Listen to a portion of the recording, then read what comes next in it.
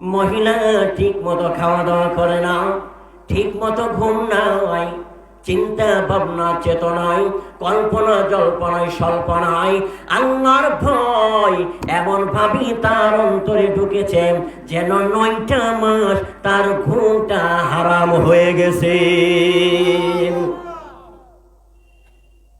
সন্তান ডেলিভারি হয়ে গেল,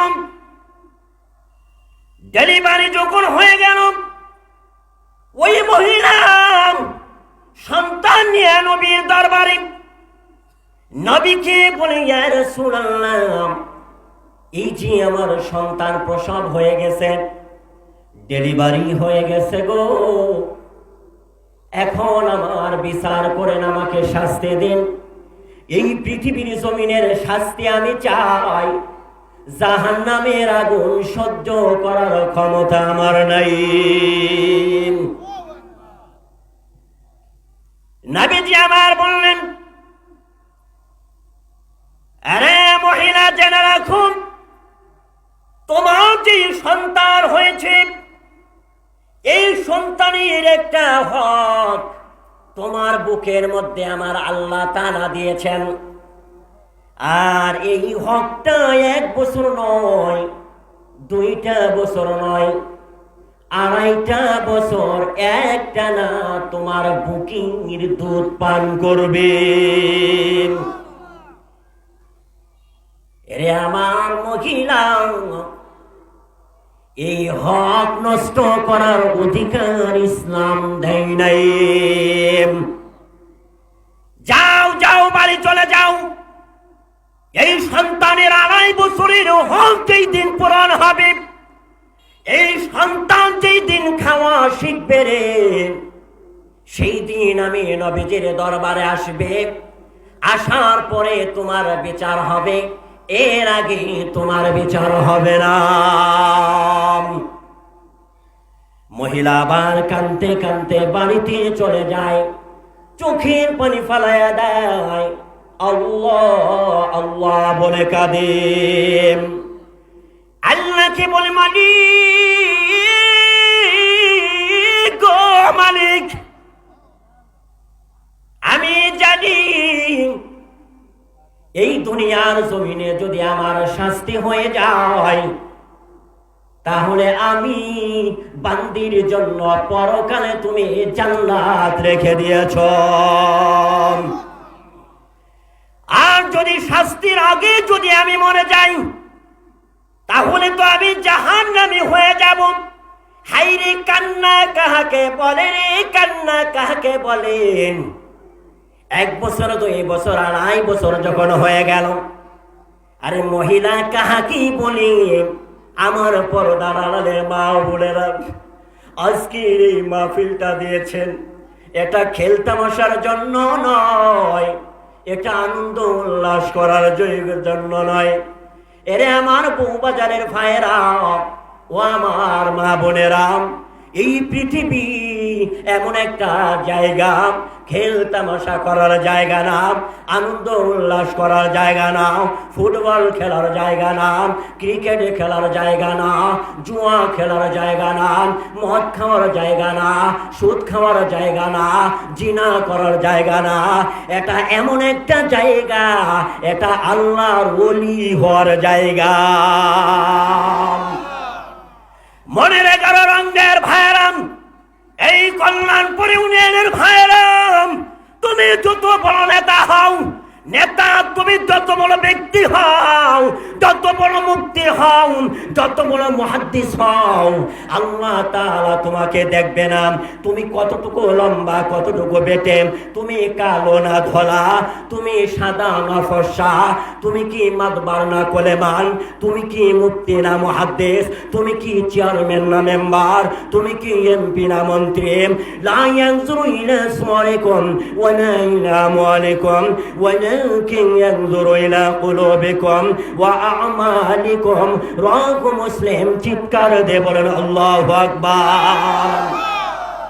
আল্লাহ নবীজি বললেন, দুনিয়া জমিনের মানুষ জেনে রাখো, তুমি কতটুকু লম্বা, কতটুকু বেটে, আমার আল্লাহ তা দেখে নাও। তুমি এমপি না মন্ত্রী, আমার আল্লাহ তা দেখে না। তুমি কালো না ধলা, আমার আল্লাহ তা দেখে না। আমার আল্লাহ দেখে তোমার কলব এবং তাকওয়া ঠিক আছে কিনা। আমার মা বোনেরা, জিনা করেছেন, এখনো তওবা করেন নাই, চিন্তা করে দেখেন এই মহিলার কি অবস্থা। 2.5 বছর যখন হয়ে গেল, এই মহিলার মধ্যে আল্লাহর ভয় কিভাবে ঢুকেছেন। ওই সন্তানটাকে কোলে নিয়েছেন, আর একটা রুটি সন্তানের হাতে দিয়েছে। আল্লাহু আকবার বলেন। সন্তান কি কোলে নেছে, কোলে নেওয়ার পর সন্তানের হাতে একটা রুটি দিয়েছে। মহিলার থিওরি দেখেন, চিন্তা ভাবনাটা দেখেন, যাতে করে তৃতীয়বার যেন আমার রসুল আমাকে ফিরিয়ে না দেন। আমি যাতে বলতে পারি 2.5 বছর আমার বুকের দুধ পান করেছেন, দুধ পান করার পরেই আমার সন্তান এখন খাওয়া শিখে গেছেন। আমি যদি চিরবিদায় নিয়ে দুনিয়ার থেকে চলে যাই, তাতে আমার কোনো আপত্তি নাই, আমার আর কোনো দুঃখ নাই। তবে পৃথিবীর জমিনে আমার শাস্তিটা ভোগ করে যদি পরকালে পাড়ি জমাতে পারি, আল্লাহর জান্নাতটা আমি মহিলার জন্য ওয়াজিব হয়ে যাবে। বলেন আল্লাহু আকবার। রুটিটা হাতে নিয়া মহিলাটা মদিনাতুল মুনাওয়ারায় চলে গেলেন। যে বলেন ইয়া রাসূলুল্লাহ, 2.5 বছর হয়ে গেছে, আমি জানি আজকে আপনি আমাকে ফিরিয়ে দিবেন না।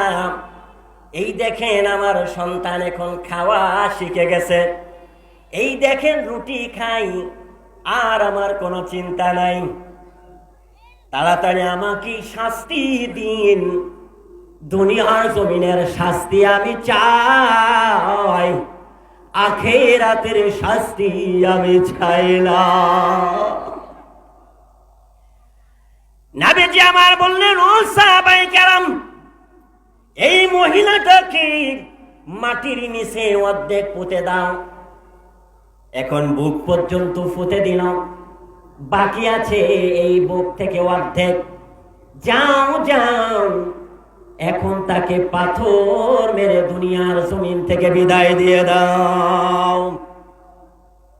সাহাবায়ে কেরাম রাসূল সাল্লাল্লাহু আলাইহি ওয়াসাল্লামের হুকুম, অর্ধেকটা পুঁতে দিলেন। কি করলেন? পুঁতে দিলেন মাটির নিচে।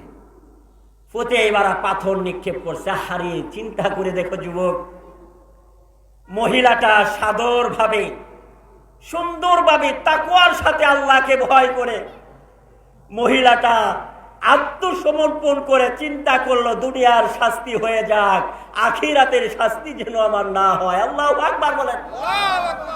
একটু কল্পনা করেন, জল্পনা করেন, স্বল্পনা করেন অন্তরে। পাথর নিক্ষেপ করছে বৃষ্টির মতো। এমন একটা সময় হয়ে গেল, পাথরগুলো যখন নিক্ষেপ করতে লাগলেন, আর যখন মহিলার শরীরে আঘাত লাগে রে, এক পর্যায়ে ওই মহিলার শরীর থেকে কিছু রক্ত ছুটে একজন সাহাবীর গায়ে তার শরীরে লেগেছে।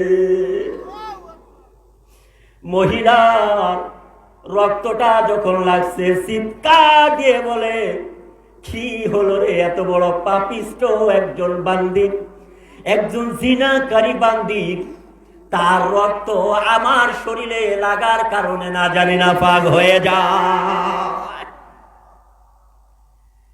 নবীজি আমার বললেন, ও সাহাবী,